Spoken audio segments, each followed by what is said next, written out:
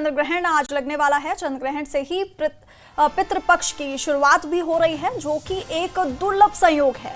ये एक पूर्ण चंद्र ग्रहण होगा। भारत में यह चंद्र ग्रहण आज रात 9:58 पर शुरू होगा और रात 1:26 पर खत्म होगा। इस बीच रात 11:42 पर आसमान में पूर्ण चंद्र ग्रहण दिखाई देगा। चंद्र ग्रहण की वजह से सूतक भी रहेगा। मान्यता है कि चंद्र ग्रहण और सूतक के समय में पूजा पाठ और कुछ खाना पीना नहीं चाहिए।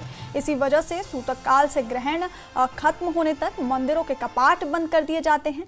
2025 में भारत में दिखाई देने वाला ये एकमात्र ग्रहण है। इसके बाद 21 सितंबर को सूर्य ग्रहण होगा, जो कि भारत में नहीं दिखेगा।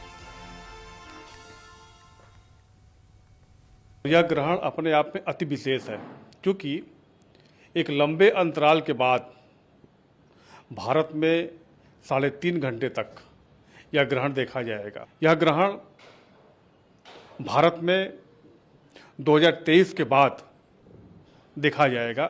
23 में चंद्र ग्रहण अक्टूबर मास में देखा गया था तथा 24 में कोई ग्रहण भारतवर्ष में नहीं दिखाई दिया था।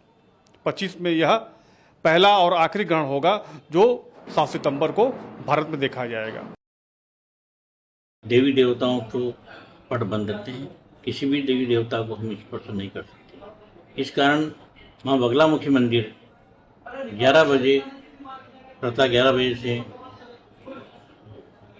8 तारीख को 6 बजे मंगला आरती तक पट बंद रहेगी।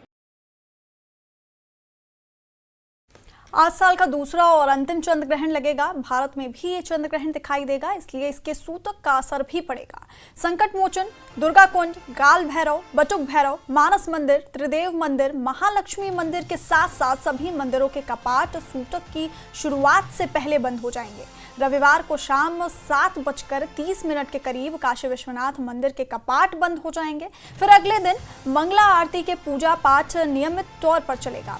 ग्रहण के कारण काशी विश्वनाथ के संध्या, श्रृंगार और शयन आरती के समय में भी बदलाव हुए हैं।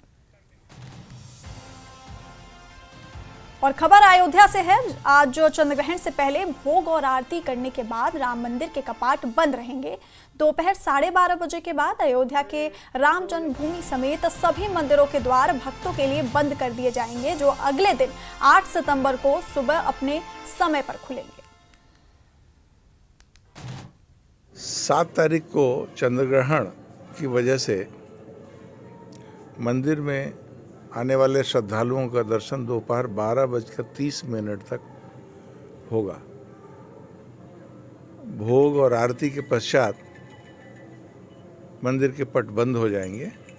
पुनः अगले दिन 8 तारीख को प्रातःकाल मंगला आरती और श्रृंगार आरती अपने नियत समय पर होगी। जिन श्रद्धालुओं के पास हैं वो 8 तारीख की मंगला आरती, श्रृंगार आरती में भाग ले सकते हैं।